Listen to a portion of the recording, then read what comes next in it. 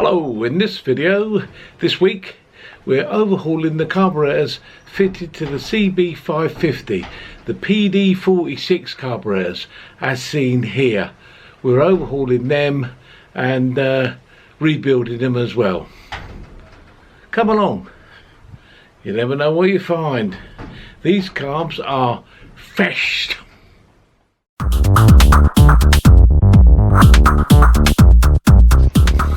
So now we're looking at the overhaul of these carburetors, PD42s, but the most important thing to know about these is that they're fashed, according to the guys that I bought them from. These came from a German breakers, and they told me that the carburetors are fashed, which means in English that they're stuck.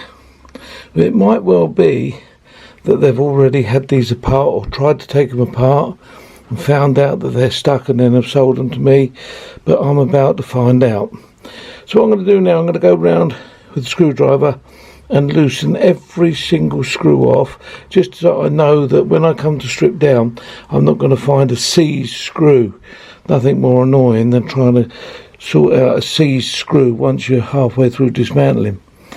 The throttle linkage that goes through each carburetor won't turn, so obviously something on here is stuck, and it might mean that taking the carburetors is going to be hard. So the first thing I'm going to do, I'm going to take these tops off so I can get a look at what's actually happening, and then I'll maybe take this rack off the plates, so then the carburetors are fairly easy to remove. Let's see how we get on. Let's take these off. So they're all removed, they all came off fairly easily. So now looking into the tops, there's corrosion, quite a lot of corrosion. That corrosion has probably seized that throttle shaft in the carb bodies. It seems to be more at this end than the other end. So what I'm going to do now is I'm going to remove that screw there on each of the slide connectors and see if I can then get the slides free, and then we'll actually then see whether we can move the throttle linkage. All four of those screws have come out now. A little bit challenging to remove. This slide here moves perfectly. This slide here doesn't. That slide there, that's the master slide, hasn't got an adjuster on it, that doesn't move. This one here doesn't move. So these slides, either the slide's stuck inside the carb or it's stuck to the shaft at this top end. So what I need to do is basically soak this area with WD, which is what I'm going to do in a little while. I'm going to probably leave it with WD probably for a few days just to see if that will help loosen it off, because once we get this loose we can then continue with the rebuild, because you will not be able to take these carbs apart if you can't get that shaft out of the carburetor housings. Interesting, eh? The good news there, a bit of WD, that one there is now free. That one there is seized, but it's free on the shaft. That one there is seized, but it's free on the shaft. That means that the shaft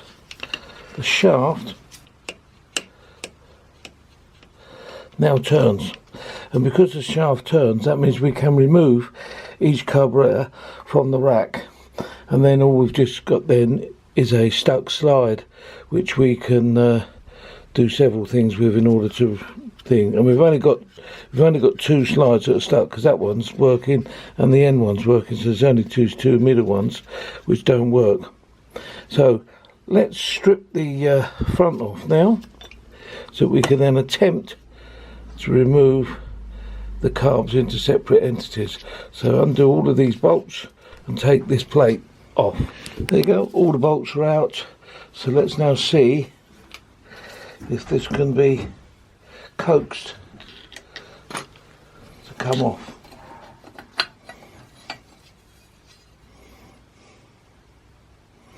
There you go. That leaves us with a bank of carburetors that are connected by the interconnecting brackets at the back.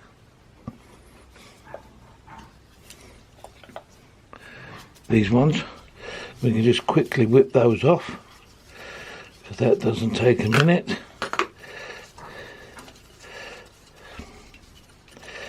And then the carburetors are then only connected via the chokes, and there's two banks of two, because the choke mechanism joins there with this spring assembly. So what we can do is we can disconnect the spring from this lever here, and then these two carburetors here should then slide off of this main throttle linkage, and then if that slides off, we've then got the carbs into two banks. So disconnect this spring carefully.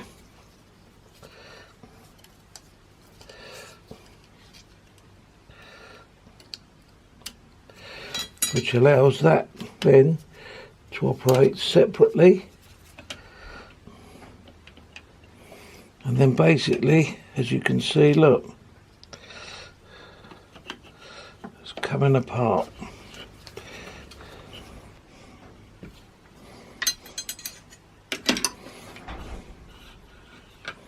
There you go. They're now in two separate sets, operating individually. A little bit of a faff there, because the choke mechanism was very close to the throttle mechanism, which meant that it was very difficult to get it so that it was come apart. But yeah, so that's nice, because that has come apart quite nicely. That has left those carburetors now easy for us to physically get involved with. The slide on this one's working perfectly, so we can lift that one up. That's not a problem. This one here, I don't know, might be one of the stuck ones.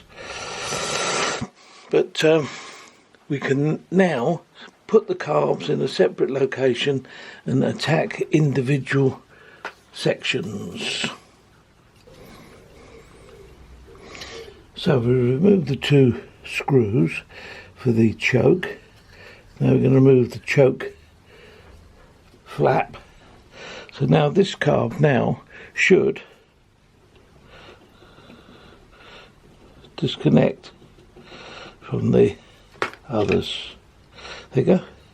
That is now completely separated. The slide on this carb is free, so we can put that carburetor to one side to start stripping it down. This one, all we need to do here is to remove the quadrant here off of that, and then that shaft can be removed. Remove the choke flap here, so that we can remove this complete choke assembly, and then this carb can also be put to one side, ready for... Right, so here's the pair. We're going to free these off, get it into one single carburetor, and as I normally do, I'll just overhaul the one carburetor and show you how I overhaul that carburetor. Then I'll show you the joining of all together and rebuilding it back into a bank of carbs. Now this carb here is the one that's feshed, stuck, in other words. That is C solid. This one comes out. So what we're going to do, this is the one we're going to work on. This is the one I'm going to strip these down, then I'm going to work on this one and show you how I free it off. So the first thing to do, now that we've got it into this position, is we need to just disconnect that fuel pipe. Now the choke is the only thing that's keeping these two together, so I need to remove these two choke valves, and then this will allow the carbs to come apart. So the choke screws are going to be put in this little bag so that they can be kept safe, and then we'll proceed carefully removing them, keeping the screws together.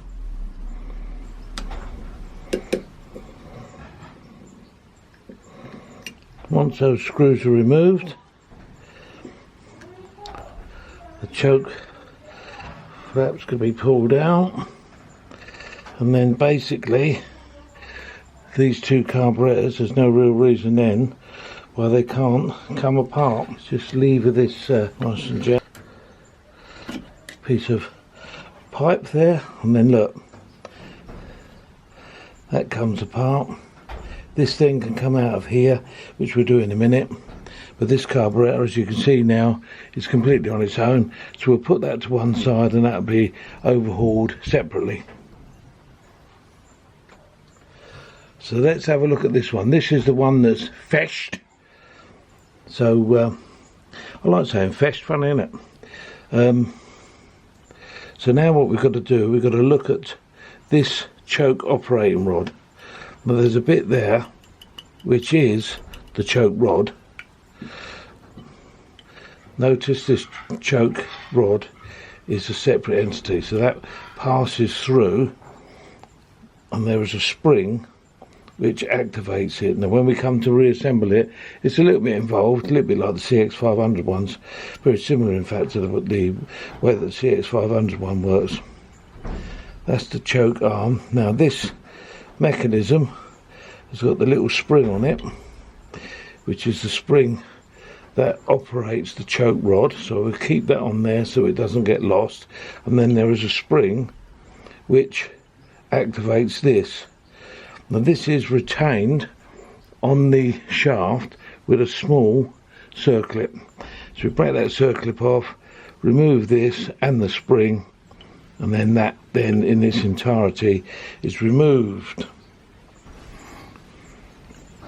There you go, got a circlip, washer, and then the actual mechanism with the spring which fits onto that extension there. It's important that you know how it goes back together, because obviously when you reassemble you want to get it dead right. It's very similar to the CX500 setup. Now let's take that off, and the fuel supply hose.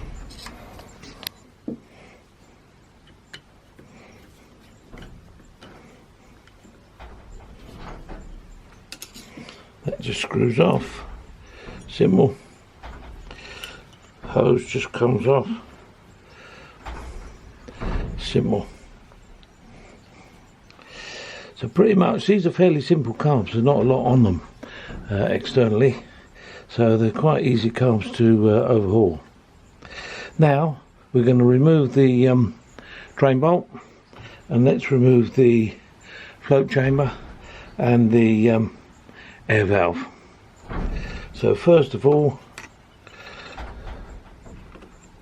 the drain bolt.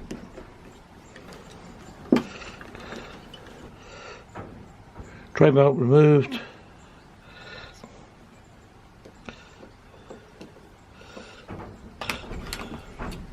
Screws. Float bolt itself a little bit stuck, so give it a little tap.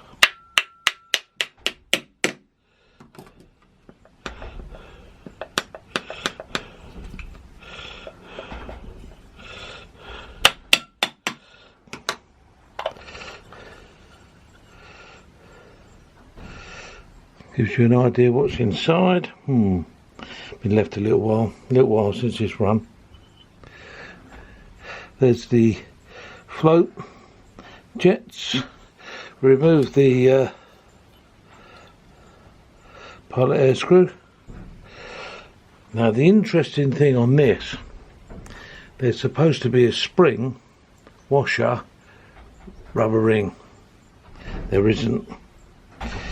And when you look inside there, somebody has fitted, the air screw, the rubber and the spring wrong. That's the wrong way of doing it. I might be wrong, but I've never done a carburetor like that before. So we'll dig the remains of the rubber O-ring and the spring out in a minute. Let's remove the jet. In this instance, it's come off with the emulsion tube, not a big deal. We'll look at that later on, put that to one side. So now, then we're going to remove the float valve. Drive the float pin out. So just carefully, and I mean carefully, put it out. Yep. Float pin removed. Float and needle valve. Now that gives us access to the jets. There's a pilot jet there. It is a pressed in pilot jet. Essential that we remove it because there are emulsion. There's an emulsion tube put as part of it. The way we do that is don't do it up too tight. Just do it up so it's holding it, and then rotate it and pull it, and it comes out. And there you can see there's an emulsion tube, which that must be cleaned or replaced, depending on whether we get a correct one in the kit.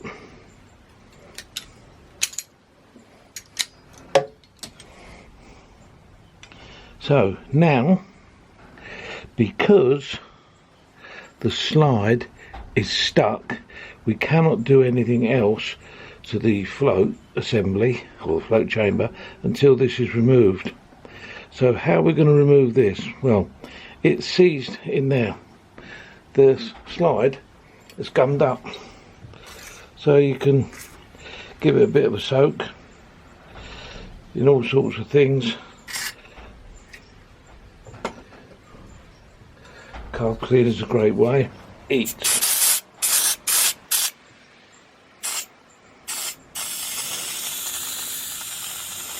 But I've just run out of carb cleaner. That's an arse, isn't it? Just run out of carb cleaner.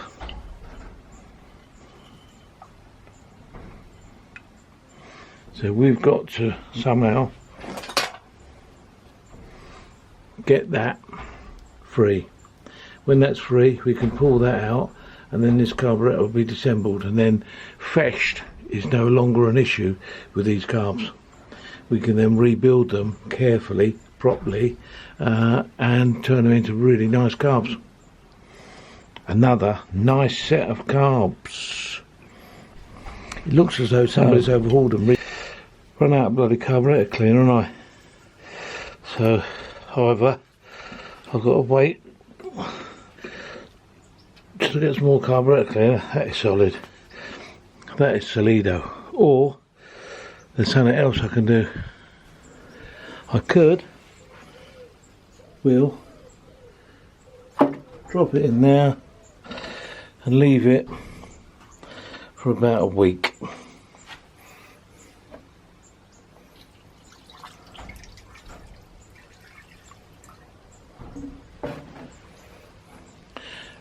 Let's come back in about a week's time, see what happens. You never know. So, it's been a week. So let's see what's happened.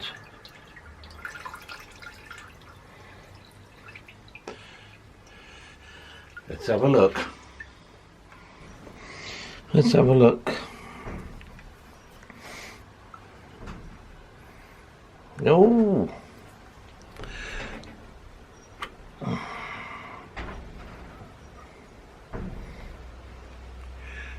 There you go. All gummed up. But now degummed. So now they're stripped Because that's stripped, that means we can start the clean. PD46 carbs. Quite a simple carb really. What you've done there, we've got carburetor number 1.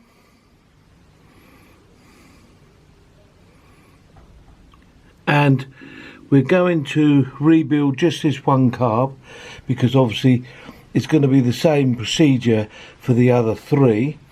And then when we've rebuilt this carb, I'm then going to do a video of how to attach the carbs to the gantry and get it all synchronized up. Let's start that float bowl.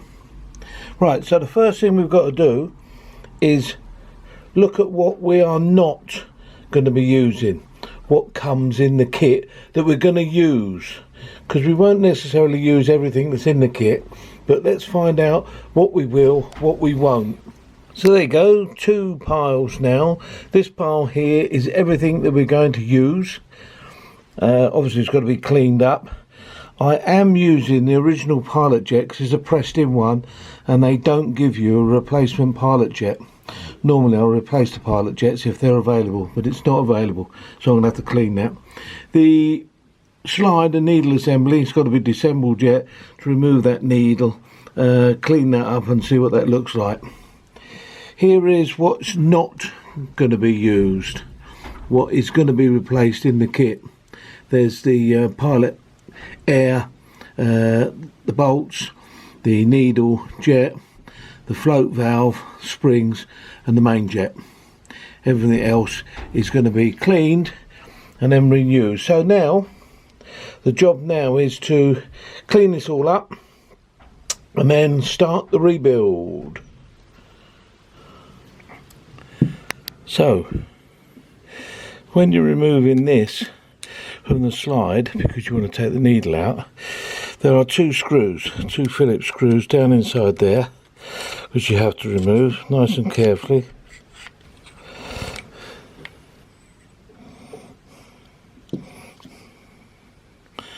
Two Phillips screws, the arm comes out, and then if you tip the slider upside down, the needle comes out.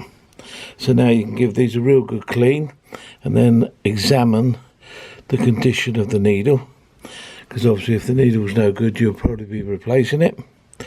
Make sure that all the things that move on this move smoothly.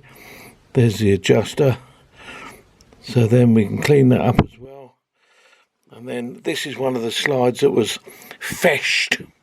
Yeah, this is one of the feshed ones, I think.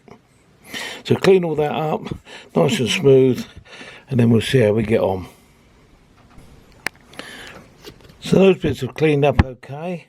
When you clean the needle, don't use abrasive compounds, don't use wire wool, don't use sandpaper or anything like that. Just polish it up and then inspect it with a magnifying glass to make sure it's absolutely perfect.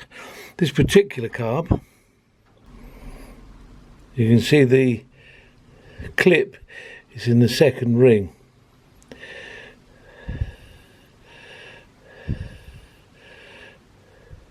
Clip is in the second ring.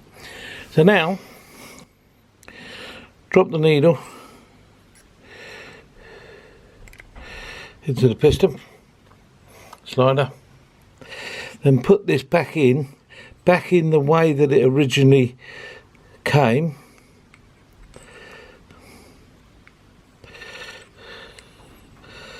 And then install the 2 screws. Once that's done, that part is now ready to be reinstalled, so it can be put away on the clean pile. Then we come to the float bowl. Yeah, nice and clean. We've got to remove this gasket and we've got to immerse it in a cleaner, probably go in the ultrasonic cleaner to give it a real good in-depth clean. And oh look, feshed it says on there. This is the one. So we've got to remove the drain bolt, clean the entire thing up. Let's see what that looks like when it's been done. Getting the old float bowl gasket out can be a bit of a faff. Glued in, probably glued in about 50 years ago. Been there ever since. So, got to get it out obviously, because we want to replace it with a new gasket. Hard to imagine that's been in there as long as what it has. Imagine what was you like 50 years ago. That was brand new. That's been doing its job for 50 years. Amazing, isn't it?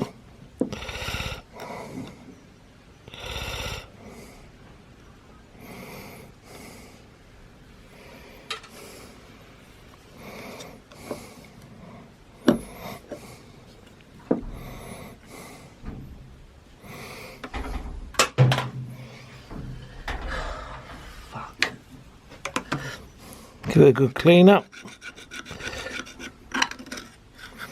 all the way around, and then that's ready for the reinstallation. And then obviously the body of the carburetor is got to be installed in the cleaner. Look at all that crap there, look, all just built up. So we're going to get that a good clean up all the way through, then blow it through. Look, even the float bowl, the top of the float bowl effectively, in the carb, is all discoloured. So that needs a real good getting at. This will probably enjoy another bath in the ultrasonic to get rid of all that varnish inside. Yeah, nice. That's what restoration's all about. Turning something that is feshed into something that makes the car or bike go. And then get it back out. Not too bad, is it? It's clean and tidy. What I'm going to do now, I'm going to give it a good blow through, make sure all the airways are clear and that there's no obstructions, and then that's ready to be rebuilt.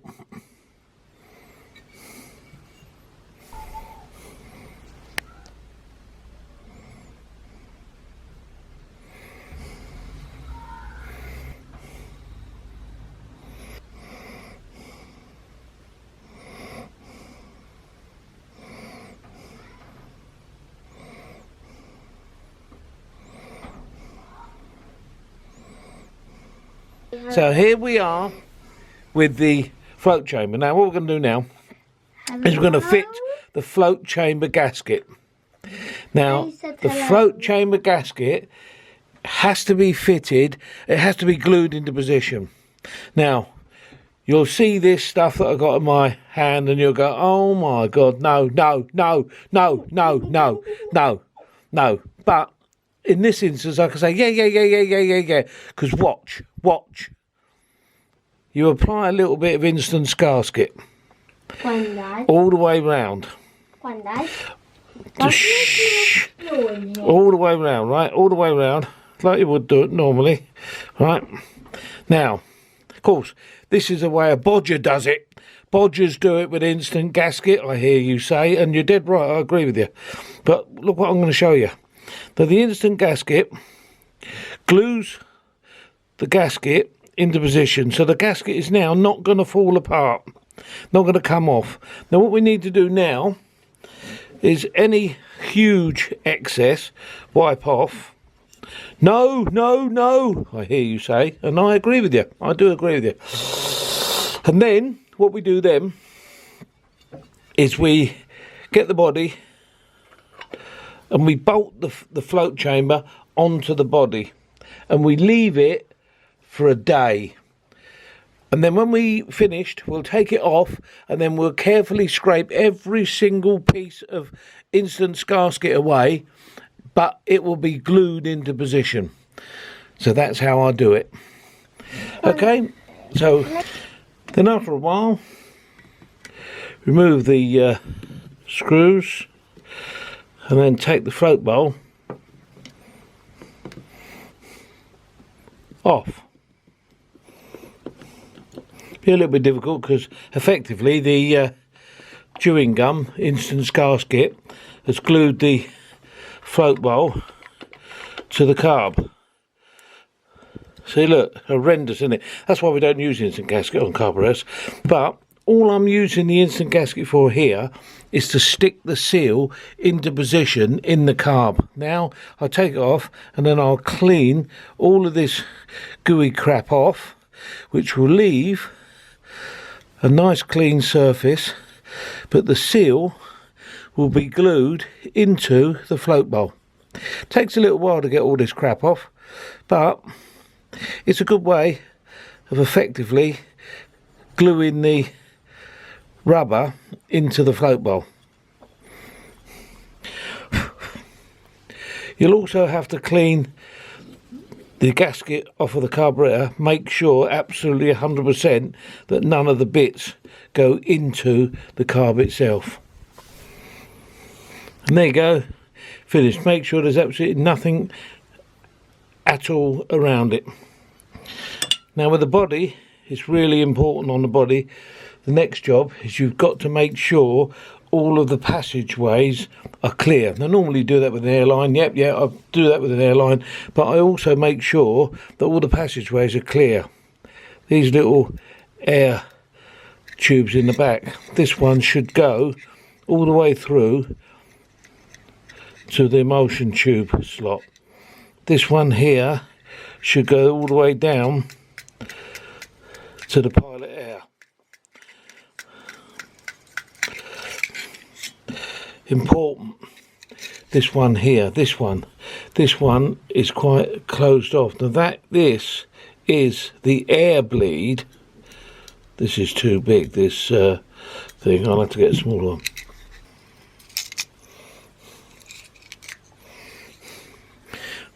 This one here is how air gets out of the float chamber. So when fuel's going in, air must come out. It's essential that this is clear, because if this isn't clear, then air won't be able to get out, fuel won't be able to get in. Now on these particular carbs, when I stripped them down, in between the carbs, there was a piece of pipe going like that. And on some cars, that is the way that it's done. But if you put a bit of pipe there and a bit of pipe onto the next carb, that means that no air can get out of the carburetors. So that means that no fuel can get into the carburetors. Now on these particular carburetors, do not put a rubber on that. These must be purely to air. Do not put a rubber. Be careful, because when I stripped these down, there was rubber on there. So God knows how these carbs were working. I know they were feshed, but, you know, mate, they couldn't have been working. They were absolutely horrendous. So, yeah, clean all of the little holes out, blow it all through with an airline, make sure it's as clean, as clear as you can get it, and then we'll start the rebuild. Before you install the float chamber, there's one thing you must do. You must fill it with fuel to ensure that it doesn't leak here. This overflow tube can sometimes leak at this joint here and then pour out of the bottom here.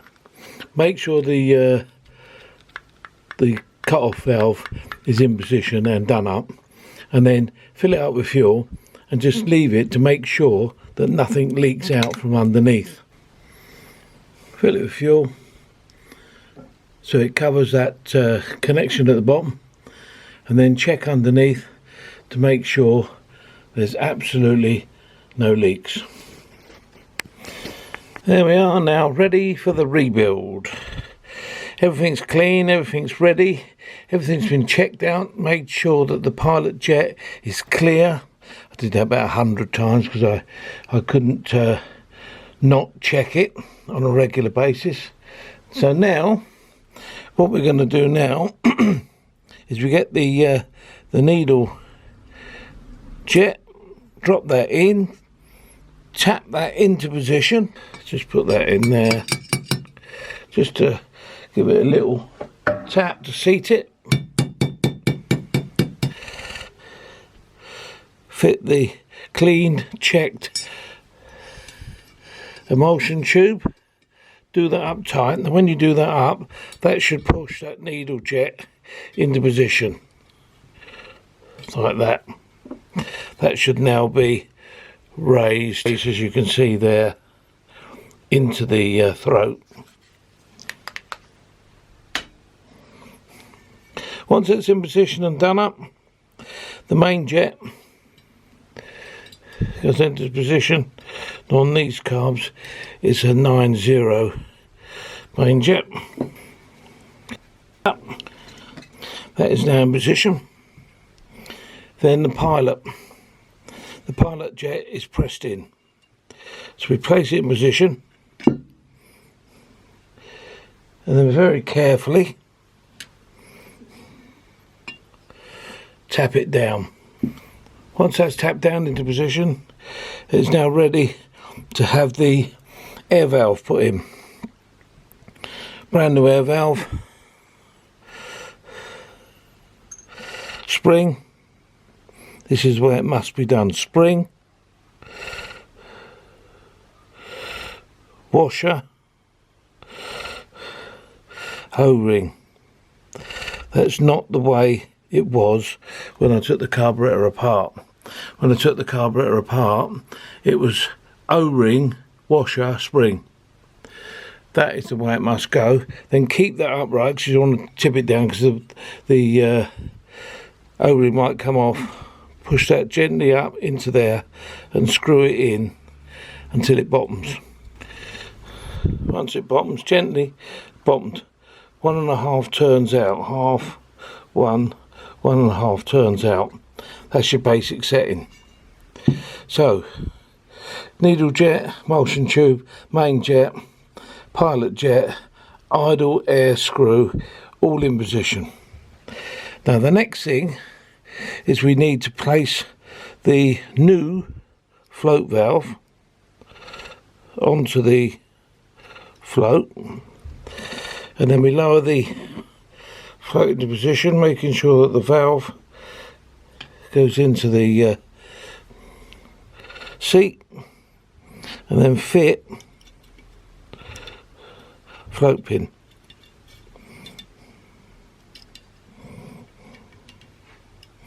Once the float pin's fully in, we then need to measure the float height. Now what we do with these, we drop the carburetor down until the float just bottoms the needle valve. Then notice if you take it down any further, the float goes down further. So we measure it by bringing the carb up until the float valve bottoms, and then we measure that height there, from there to there. Should be 14.5 mil. So we measure that to ensure that that is 14.5 mil on both sides. If you're happy with that, and when that that's it, kill myself by joking. When you're happy with that, have a good long look, just in case there's anything that might be an issue, and then say goodbye and place the float bowl into position. 3 new bolts to retain it, do them up.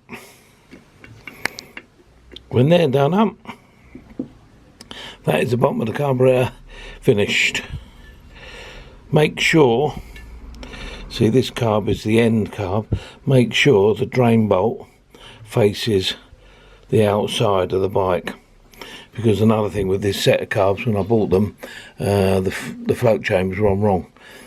So, you know, somebody's been mucking about with these carbs long before I bought them. So now, there you go. So now we can fit the slide. The slide and needle are all in position. So As you slide the slide in, make sure it enters the needle. Make sure it enters the needle jet. I always give it a little bit of a fighting chance with a little bit of WD, just to give it a little bit of lubrication.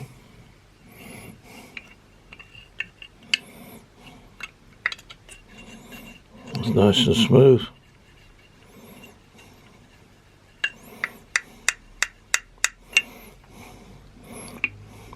Then we don't do anything with this bit yet because it goes onto the main shaft when we are fitting them together. So now what we do now is we join the two together to make a pair, which then you can slide them onto the shaft as a complete pair. Now to make them a pair, you get the fuel rod or the fuel joining tube with its new O-ring which you've just installed, and you push it fully home.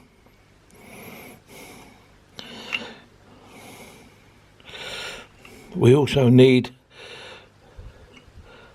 the choke rod, which we can fit, actually we can fit that afterwards.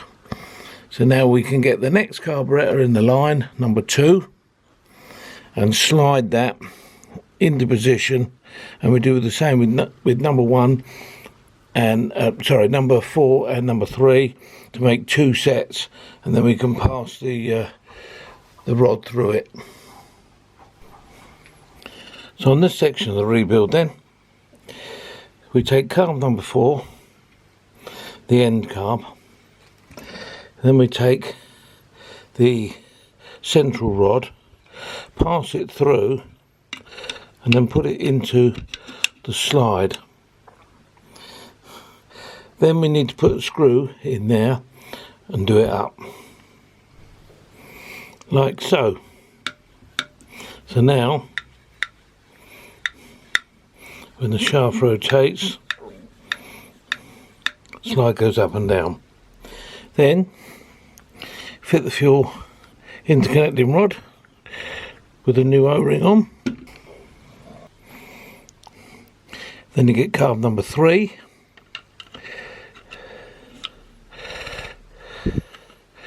fit the rod through that, slide the two together until the fuel pipe joins in, and then fit slider.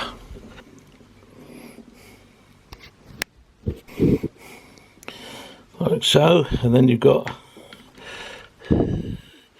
both sliders moving together, and then that section there can be put to one side for the minute. So there you go, we get to a stage where these two carbs are joined together with the central rod. These two carbs are joined together and all the plating has been done. And we've got a selection of new bolts so that we can actually start the rebuild. Now we're going to put this bit on here and retain it with 2 new bolts.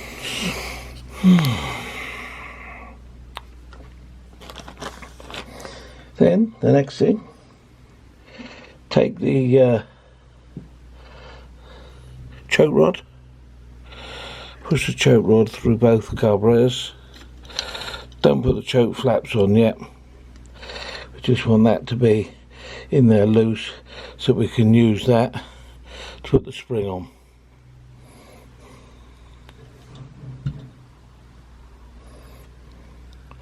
These two carbs, we can't put the choke rod on yet because we've got to put that bit on first. That bit on first, but we can put this steady bar on and do it up. Now we need to put this piece on. Now this goes on onto this extension with the spring as it came off. We put that on so that that is lined up correctly. Once that's on with the spring, we can then place that choke rod through the centre with the springs and then set it all up as per the original setup. I'm going to do that now and I'll show you that. So you adjust this until the spring pulls it back. The spring has to go there and round this post, and then you put the clip and the washer on, and then that will allow that to go around like that.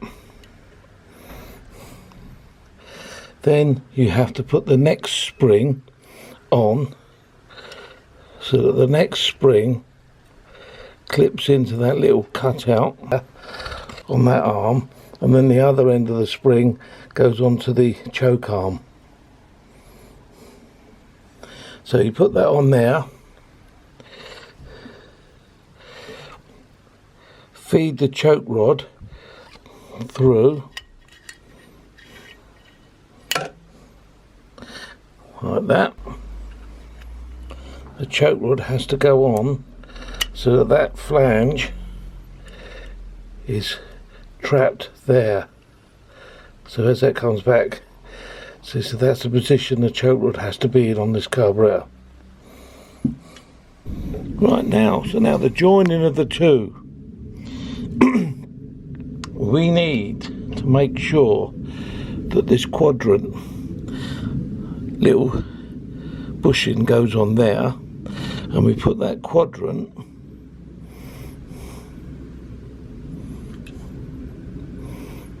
in position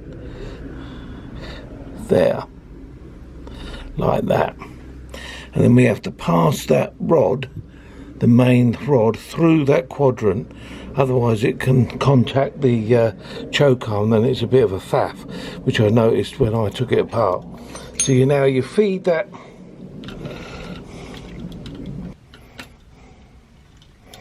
through.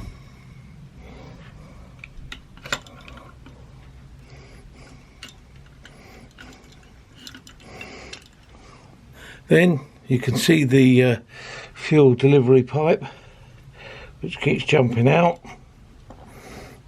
This has got to be round here because we've got to make that join.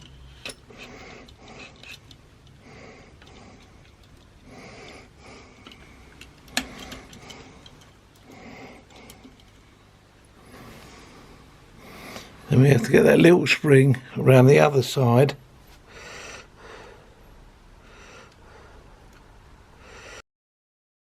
Is done.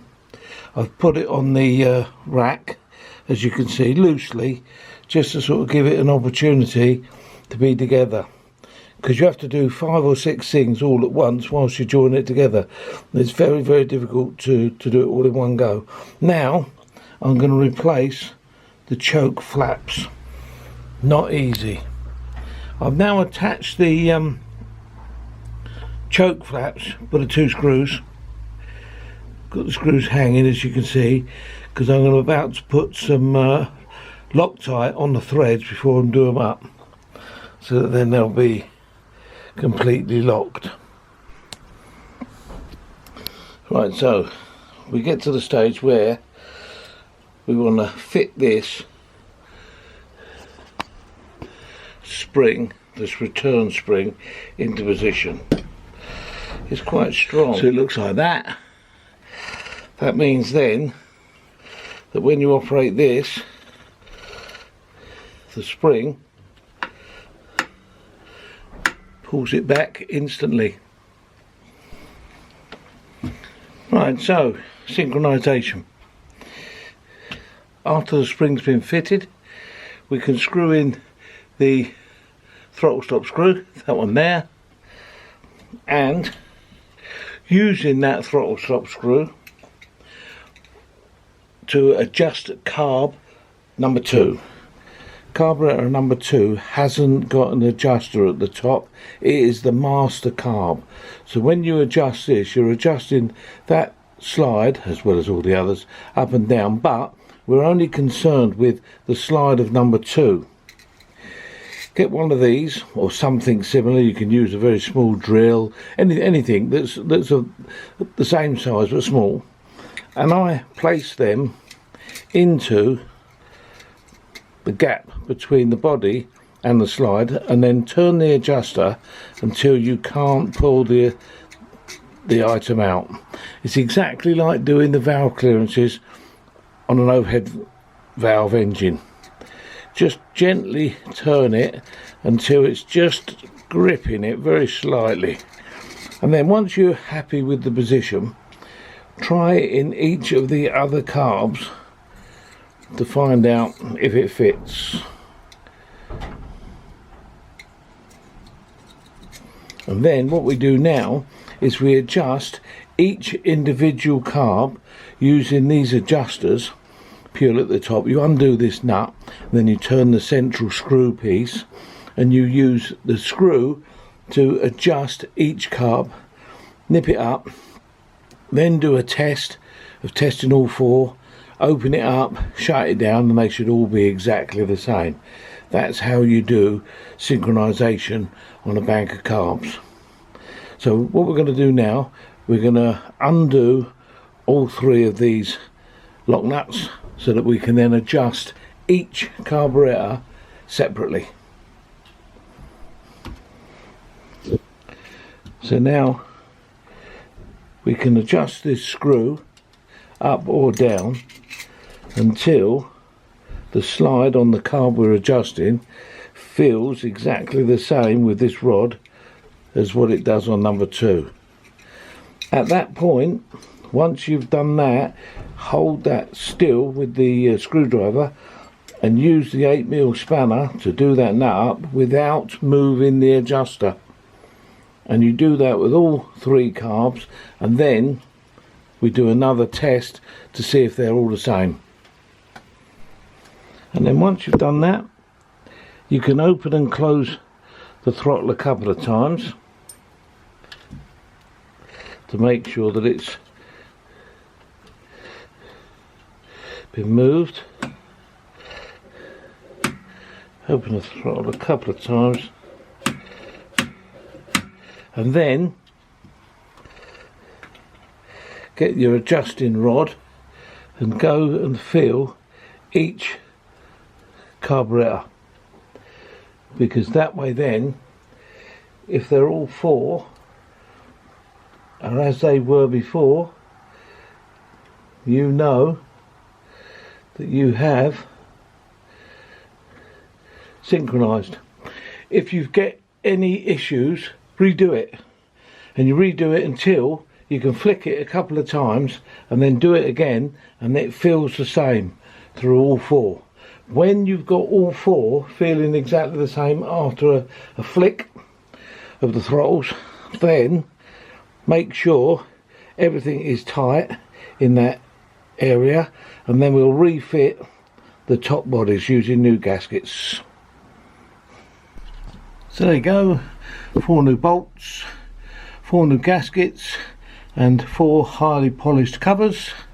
We put all those together and then put them onto the carburetors, and we get that.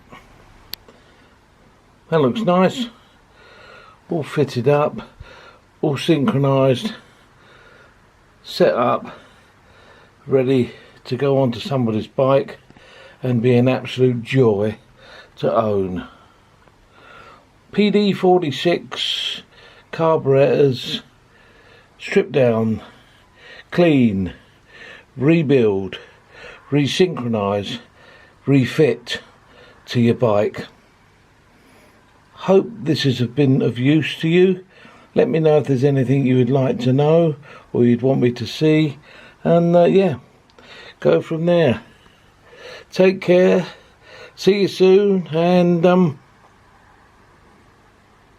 bye.